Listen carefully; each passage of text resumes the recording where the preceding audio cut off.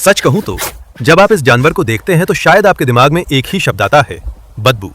लेकिन क्या होगा अगर मैं आपसे कहूं कि इसकी सबसे खास बात वो बदनाम स्प्रे नहीं, बल्कि इसकी छिपी हुई बुद्धिमत्ता है। हम अक्सर इन्हें कीड़े मकोड़े या परेशान करने वाले जीव समझते हैं, लेकिन सच तो यह है कि स्कंक हैरानी की बात है कि बहुत ही चालाक और जिंदा दिल जीव होते हैं। वो स्प्रे उनके लिए आखिरी हथियार होता है और वे सच में इसका इस्तेमाल करना पसंद नहीं करते।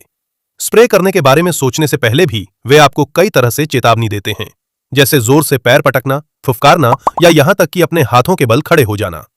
यह एक बहुत ही सोची समझी बचाव की रणनीति है, ना कि कोई अचानक की गई प्रतिक्रिया। क्यों? क्योंकि उनके स्प्रे का भंडार पूरी तरह से फिर से भरने में लगभग 10 दिन से लेकर 2 हफ्ते तक का समय लग सकता है, और इस दौरान वे पूरी तरह से बेसहारा हो जाते हैं। उनकी असली होशियारी इस बात में झलकती है कि वे कितने आसानी से किसी भी माहौल में ढल जाते हैं। स्कंक जमीन खोदने में माहिर होते हैं और उनका खानपान भी बहुत अलग अलग तरह का होता है। इसी वजह से वे हमारे बगीचों और लॉन से कीड़े मकोड़ों को हटाने का एक बेहतरीन और प्राकृतिक जरिया बन जाते हैं। और हालांकि वे अकेले रहना पसंद करने वाले जीव के तौर पर जाने जाते हैं, फिर भी वे सामाजिक समझदारी भी दिखाते हैं। सर्दियों के महीनों में वे अक्सर एक साथ मिलकर बनी गुफाओं में इकट्ठा हो जाते हैं ताकि एक दूसरे की गर्मी का सहारा ले सकें। ये उस जानवर के लिए एक हैरानी की बात है जो आमतौर पर अकेले रहना ही पसंद करता है। तो क्या कभी आपका किसी स्कंक से आमना सामना हुआ है? वे सिर्फ परेशान करने वाले जीव ही नहीं हैं।